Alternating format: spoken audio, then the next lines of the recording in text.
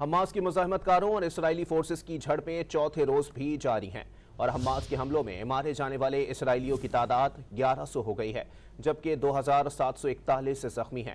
اسرائیلی وزارت صحت کے مطابق زخمیوں میں سے 343 شدید زخمی ہیں اور 22 کی حالت انتہائی تشویشناک ہے۔ حماس نے غزہ پر اسرائیلی حملوں میں 4 اسرائیلی مخفی بھی ہلاک کر دیے ہیں۔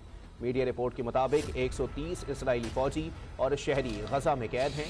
دوسری طرف آج بھی غزہ سے اسرائیلی شہر اشکلون پر تقریباً 100 راکٹ داغے گئے جن میں سے کچھ ہدف کو نشانہ بنانے میں کامیاب رہے۔ ترک میڈیا کی رپورٹ کے مطابق اسرائیلی فوج آئرن ڈوم سسٹم سے لیس کچھ یونٹس کو گولہ بارود فراہم نہیں کر پا رہی۔ اسرائیلی فوج کے پاس guided anti aircraft missile بھی محدود تعداد میں ہیں۔ ادھر غزہ سے مسلسل راکٹ حملوں کے باعث اسرائیل میں تل ابیب سمیت مختلف علاقوں میں شہریوں نے خوراک ذخیرہ کرنا شروع کر دی ہے۔